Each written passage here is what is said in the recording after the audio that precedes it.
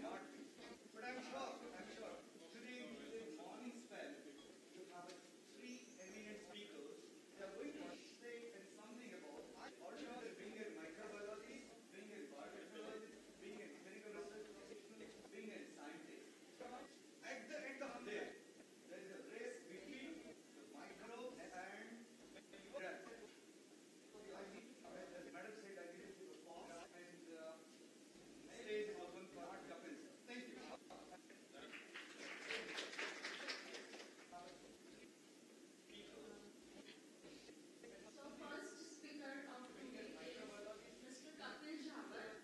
He did his pharmacy from the Mehta College of Pharmacy, Chennai. He then joined as a clinical team leader in the company named Quintil's Research India. After that, he becomes the senior clinical project manager in the same company. Then he became project leader in 2015 to 2017. And he has recently become an associate director in the company named Quintil's IMS. I would like to invite Dr. Bhagirat sir to welcome Mr. KapilJhawer. Yes. Okay. He then joined as a clinical team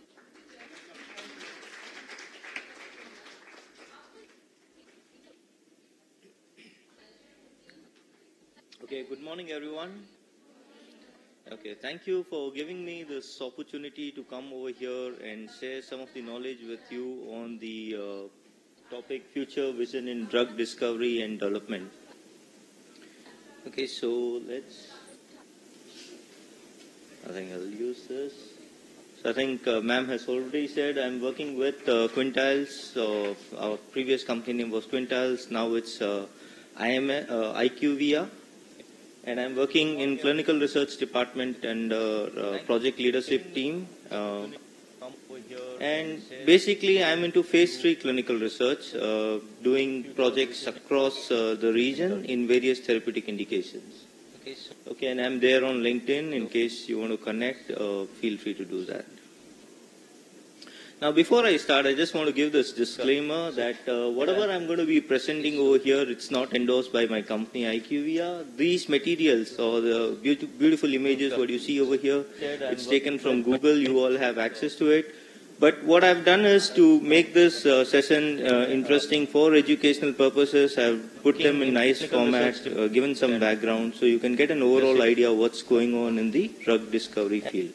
Basic to research. Okay, so this is what I'm going to cover in this session. Overview of drug development process. So how many of you are familiar with the drug development process, the overall cycle, right from laboratory to patient? How many of you? Just be very open. Okay, so good number of people. Okay, but I'll just give you a refresher for those who don't know.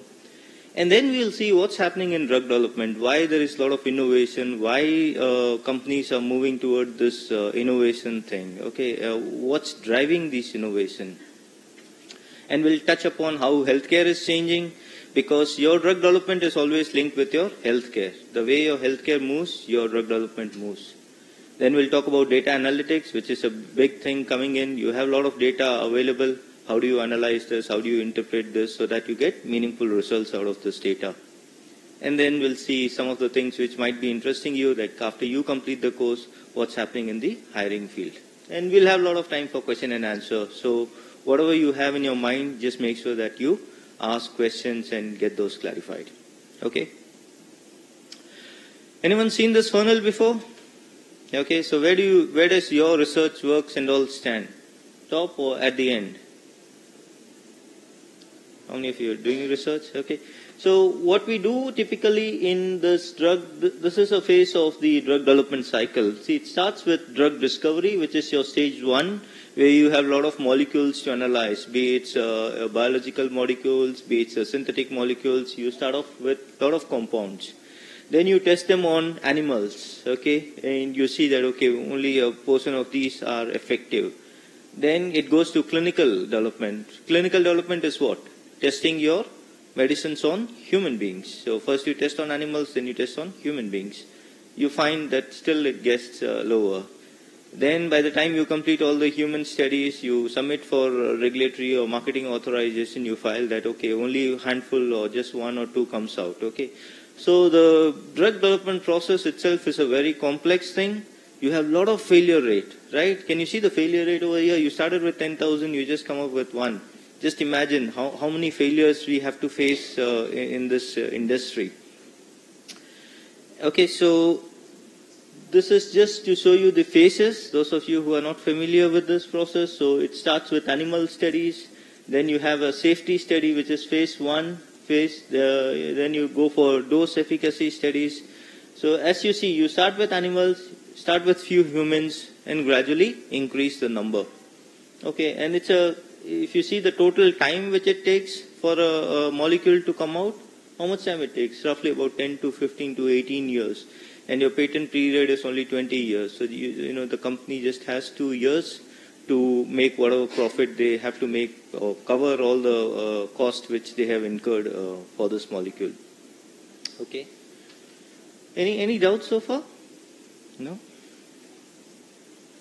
So, and as I said that, do we really need to test these molecules on human beings, or can we directly use from animals to directly marketing authorization? Is there a need? Because if you see a lot of money, what is spent is on human studies, right? The discovery is just 1 to 2 years. But the majority of the cost which goes is on the human studies. You do safety studies, you do efficacy studies.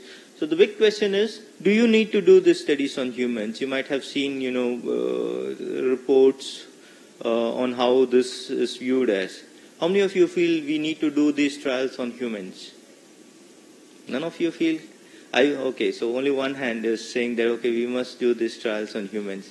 If we directly take the drugs which is being used on animals and directly if it is given to us, do you think it's going to be risky?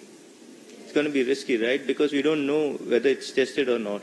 So you have to do control studies to test these drugs on humans, make sure that this drug is safe, efficacious, before it is released to the wider population. Okay, and that concept needs to be clear in everyone's mind, that these studies are needed to protect us from all the the adverse events of the drug. So when the drug is tested on humans, this is how do you view these volunteers? That you have to put them in controlled environment, you have to give them a drug. Okay, how many of you feel this is true? This image is true. How many of you feel? If it's yes, you can raise your hand. If it's no, yes or no? No. Okay. Why no? Because we have a lot of stringent requirements to do testings on humans. You just can't, take a drug and test it on humans. This drug has to go into regulatory phase where the hospital ethics committees, the country regulatory bodies, they approve the protocol. You have a well-qualified team, the team of doctors who is going to give these medicines to the patients. And you have vigorous safety testings, okay? The moment they find if there's any risk to this human subject, they would take out that subject from the study. Okay, so it's a highly controlled process. That is why the cost is going up, because if you have to do something in a very complex settings, the cost of doing that is really very high. And this is the entire drug development cycle. Starts with your discovery phase, preclinical, testing on animals, getting into humans, get the regulatory bodies. You have to get into manufacturing of those products, as per GCP requirements, GMP requirements, and then once your product is marketed, you still have to do testings. Okay, it's not that once it's going out of the market, you don't have to do any testings and research. Even when it is marketed, you still have phase 4 studies to see, okay, how this molecule is behaving in the market when it is tested on large number of subjects. Clear? The concept is clear? Okay. Now, let's see how healthcare is changing. Okay, so before I get into that, I want to hear from you. How do you feel healthcare, what it was 10 years ago and now how it is? Do you have any trends? Any trends are you seeing in healthcare? What are those? Any new innovations you think? So previously, when we all, a couple of years ago, the health used to reside in hospital, or the doctors used to reside in hospital setup. Anyone falls sick, you rush that patient to hospital. Then what happened? The concepts of clinic came. Okay, so you have a doctor's clinic where you go. Now how the trend is changing? The health is coming to you, right? You have a mobile app where you can just dial and speak with your doctor. You have those devices which you can connect, which will give you real-time updates of how your heart rate is, how your ECG is going, how your blood glucose levels are. Okay, so it's changing from hospital setup or centralized to decentralized model. Okay, where it's making it's empowering the patient to take their own decisions. Okay, that's the shift of healthcare what we are seeing. Okay, so you have a lot of mobile apps. I don't know if you're familiar with this or not, but it's widely used in Western countries where, for example, if someone has any psychiatric illness, they just logs on to the app. You have a psychiatrist online, do a video chat with them, explain your problems. So there's no need to, go to the clinic to have those discussions. This all can be done via a mobile app. Similarly, you have machine learning diagnostics. I don't know if you've learned, but there are a lot of tools which are coming in called as artificial intelligence, where you put the symptoms and the software is going to tell what probable disease you might have. Okay, it's at a very basic level, it started, but I'm sure as you go forward, this is going to get advanced, and there is not far when machine can tell what the diagnosis of the subject is, or the disease is. You must have heard about robotic surgeries, okay, where robotic surgeries, wherein doctor with robot, they both work and make sure that surgeries are performed. You also have remote surgeries, wherein surgeon sitting somewhere out, operates a person who is several thousand kilometers away. Okay, so again that's coming in. Consultation via video conferences. So as I said, from the centralized model to decentralized or patient empowered models are changing in healthcare industry. So since this is changing, the way the drug development takes place, even that's changing. How it's changing, we'll see this. Again, if you'll see the changes in payers. Previously, all our health expenses used to be from our pockets a couple of years ago. Now how it is, a lot of people now take insurance. You have your governments which is giving the health care, okay? And we'll see more of this coming in, okay? There will be a time when the entire country will be covered by this government policies. So, is it good or bad? It's actually good, right? Because it's taking the burden from the patient and it's putting the burden on the institution or the country. And you will see that there is a lot of pressure to reduce the cost, okay? The moment it comes to government, what government will try to do? So it's going to purchase medicines in bulk, so we'll have to reduce the cost, and you'll see that a lot of times there is a cap on the medicines.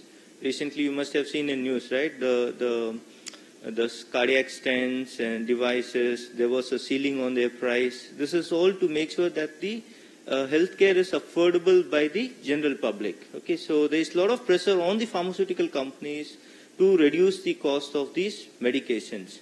So on one side, there is a lot of pressure to reduce costs. On the second side, there is a lot of failures. You know, you have 10,000 molecules to start with, but the success rate of this molecule getting success is very so high cost, and then you have to balance. So how can we balance? The balancing is only possible through innovations. Okay, so we try to maximize efficiencies using these innovations.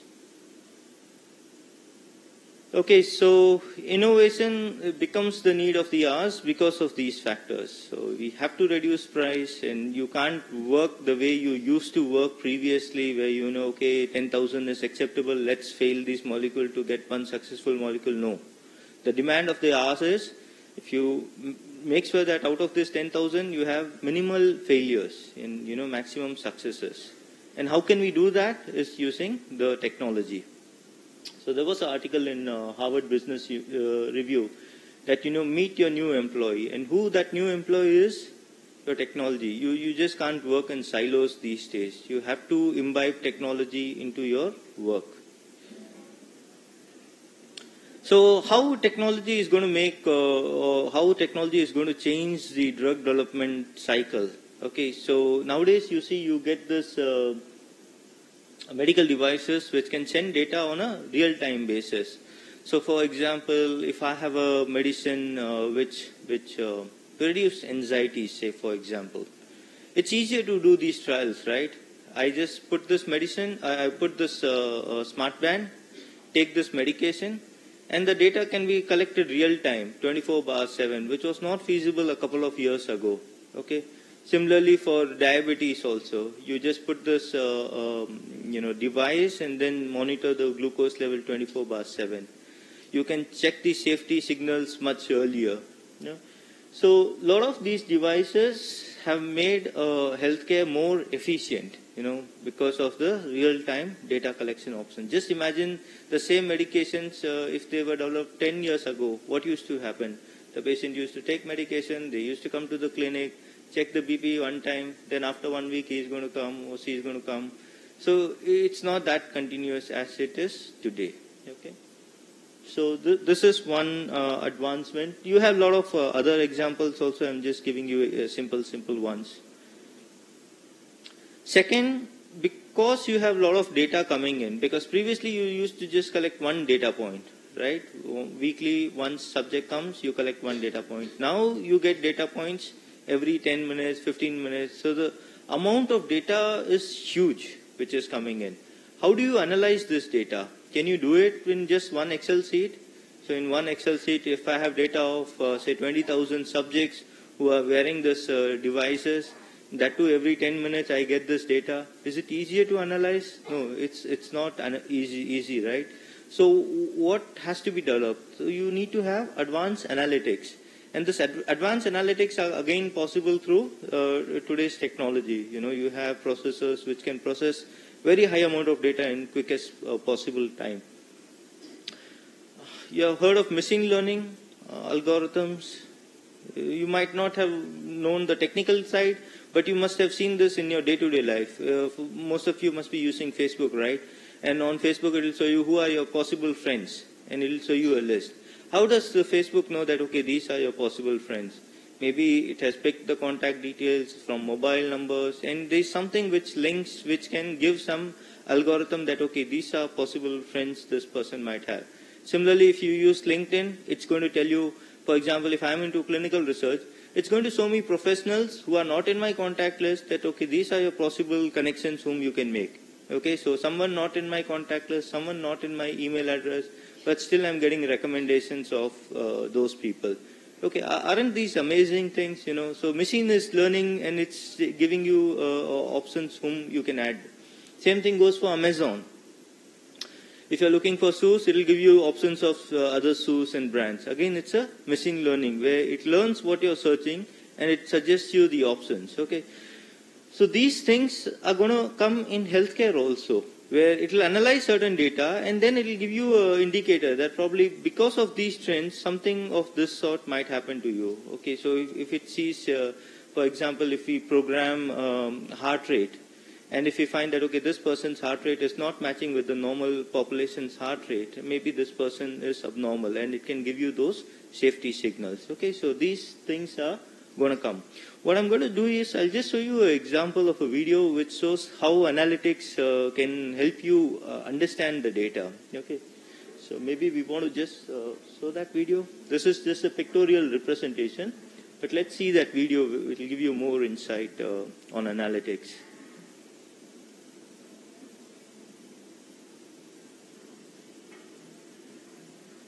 Visualization is right at the heart of my own work too. I teach global health. And I know having the data is not enough.